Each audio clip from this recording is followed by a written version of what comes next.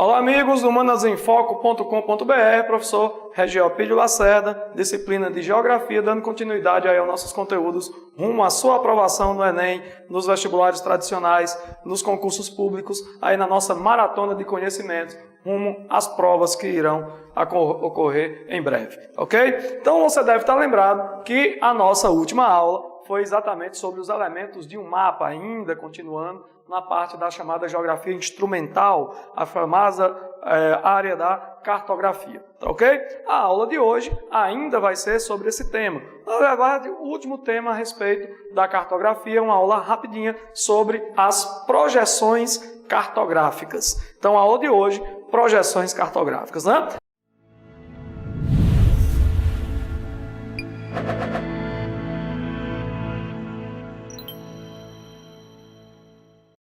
A primeira coisa que você deve lembrar sobre projeções cartográficas é lembrar do conceito, né? O que é uma projeção cartográfica? A projeção cartográfica você pode definir de uma maneira muito clara, muito simples, muito objetiva, da seguinte maneira. As projeções cartográficas elas podem ser entendidas como uma técnica. O que é uma técnica? É aquilo que nós utilizamos como instrumento ou meio para aumentar o domínio sobre o espaço. Então, a projeção cartográfica é uma técnica. Essa técnica visa o quê? Ela tem dois objetivos. Então, você pode escrever que é uma técnica que tem por objetivo ou que visa dois elementos. Qual é o primeiro? Minimizar. Qual é o segundo? Direcionar. Então, se você vai estar escrevendo aí o conceito, você pode colocar a projeção cartográfica é uma técnica que visa minimizar ou direcionar os erros inevitáveis que ocorrem quando da representação da Terra no plano. Quer recapitular? Então vamos lá. A projeção cartográfica é uma técnica que tem dois objetivos, ou diminuir ou então vai direcionar. Vai diminuir ou direcionar o quê? Os erros inevitáveis que só ocorrem quando se mapeia a Terra, ou seja, quando se busca representar a Terra no plano. Toda vez que você vira a representação do globo terrestre, da Terra, no plano, essa representação está carregada de distorções. Está carregada de quê? Está carregada de erros.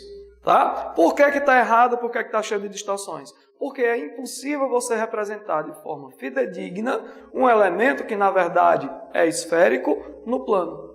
Se você vai representar o que é esférico no plano, você acaba causando erros ou distorções. As projeções cartográficas vão servir justamente para quê? Ou para diminuir, ou então para direcionar esses erros. Tranquilo? Quando é que você vai ter o início da utilização dessas técnicas de projeções cartográficas? Bem lá no começo das grandes navegações. Ora, vai ser as grandes navegações, ou vão ser as grandes navegações que vão dar origem a esse circuito de comércio internacional que nós temos hoje, conhecido como globalização. Na verdade, naquele período do capitalismo comercial, nós tínhamos o início do mercantilismo, o início da mundialização da produção.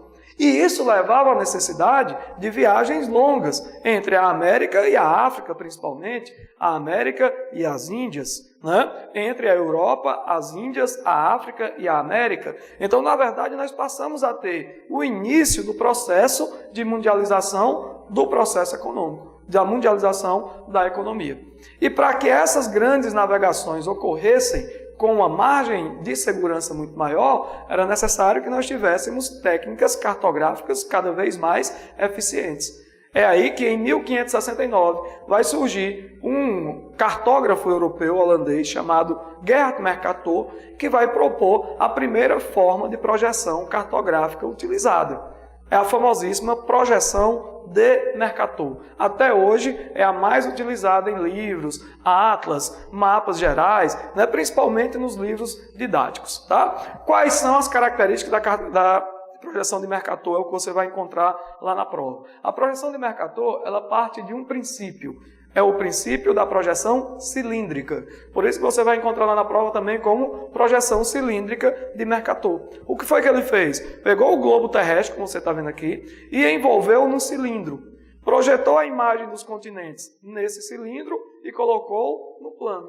O resultado disso vai ser uma representação da superfície terrestre, que na verdade é esférica, no plano. Vai causar distorções? Vai. Só que Mercator tinha um objetivo. Qual era? Fazer um mapa que pudesse ser utilizado nas grandes navegações, principalmente nas viagens da Europa em direção à América, atravessando a linha do Equador, principalmente navegando na região dos trópicos. O que é que ele vai fazer? Uma projeção para ser utilizada pelas navegações. Essa projeção a ser utilizada pelas navegações, elas teriam que ter duas características. A primeira era que deveria ser conforme. Então, veja só, o que seria uma projeção conforme? A projeção conforme é aquela que mantém as formas em detrimento das áreas. Para Mercator, não interessava a fiel representação das áreas terrestres. Na verdade, o que ele estava interessado era em fazer um mapa em que as formas dos continentes não fossem alteradas, para dar aos navegantes uma perfeita noção de espaço, através do contorno perfeito das regiões continentais e marítimas. Por isso que a projeção de Mercator é uma projeção chamada de cilíndrica conforme. É cilíndrica por conta do princípio utilizado, envolver o globo no cilindro para depois ser colocado no plano. O segundo elemento é que a projeção de Mercator é conforme, ou seja, mantém as formas em detrimento das áreas. Professor, como é que eu identifico a projeção de Mercator? É muito fácil, é só você olhar para a Groenlândia. Porque na projeção de Mercator, quanto maior for a distância da área em relação à linha do Equador, maiores serão as distorções. Por conta disso, a Groenlândia, que está aqui no norte do globo, apresenta com uma área muito maior do que o que ela tem na realidade. Se você fizer uma proporção, você vai perceber que a Groenlândia, no mapa de Mercator, está maior do que o Brasil. E no real, a Groenlândia é quase 4 vezes menor do que o território brasileiro.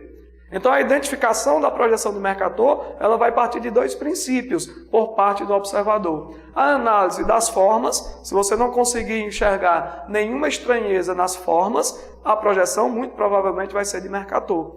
Se essa projeção, se esse mapa que você está diante dele, estiver com as áreas longe do Equador, muito distorcidas, que é o que acontece com a Antártida, o que acontece com a Groenlândia, com o norte do Canadá, a projeção foi cilíndrica conforme produzida através do princípio de Mercator. Qual era o objetivo? Fazer um mapa para as grandes navegações. Esse objetivo foi cumprido de maneira eficiente e clara. Tá certo? Agora, nos anos 1970, Guerra Fria rolando, divisão do mundo em primeiro, segundo e terceiro mundo, um cartógrafo contemporâneo chamado Arno Petris vai propor uma nova forma de mapear o mundo. Na verdade, nem tão nova assim. Por que não tão nova assim? Porque o princípio da projeção de Petris vai ser exatamente o mesmo princípio da projeção de Mercator.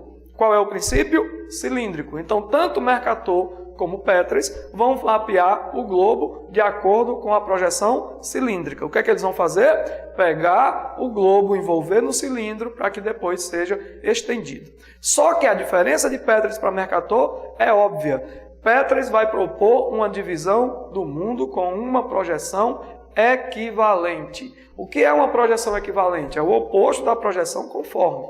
Na projeção conforme de Mercator, mantém-se as formas em detrimento das áreas. Na projeção cilíndrica de Petris, você vai ter o oposto. Mantém as áreas em detrimento das formas.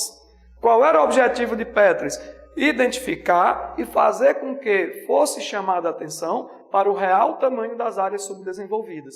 Essas áreas subdesenvolvidas estão preferencialmente na zona intertropical, ou seja, não sofriam alterações em relação à sua área quando representadas por Mercator. Agora, Petris vai fazer com que as áreas distorcidas do norte, principalmente, não se tornem mais distorcidas e, consequentemente, vai dar uma ideia real do real tamanho do problema do subdesenvolvimento.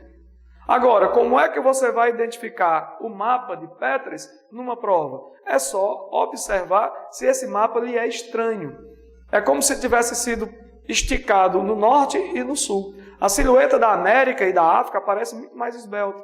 Por quê? Porque Petris não está preocupado nem um pouco com a relação entre as formas dos continentes. O que ele quer é a preservação das áreas. Tranquilo? Quais são as outras projeções mais utilizadas? A projeção cônica. Essa projeção cônica é quando você coloca um cone envolvendo o globo. Muito comum para a representação de apenas um continente, porque distorce menos tanto as áreas como as formas. Tá certo? Projeção cônica.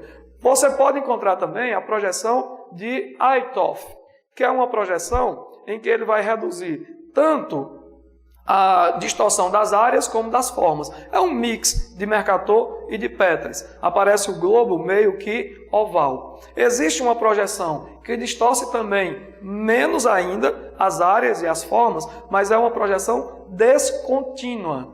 Você pode observar que nesse mapa está faltando partes dos oceanos.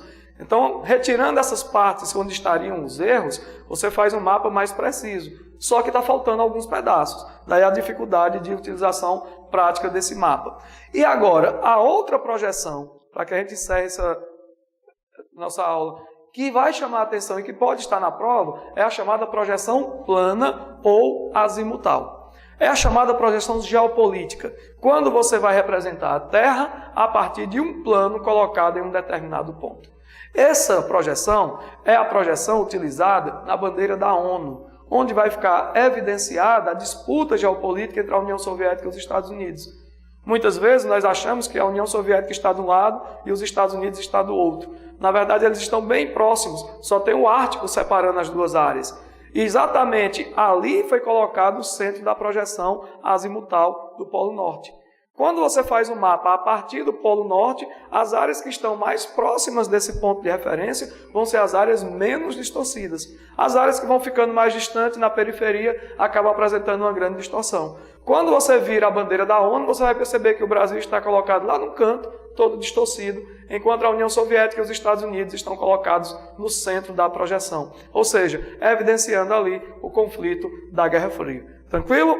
A projeção azimutal é também chamada de geopolítica, porque você pode colocar qualquer ponto de referência como sendo o centro. E além disso, a projeção equidistante, onde você vai relacionar a distância correta entre as áreas em detrimento tanto das formas como em detrimento das áreas. Tá ok? Agora, qual é o detalhe que você jamais pode esquecer?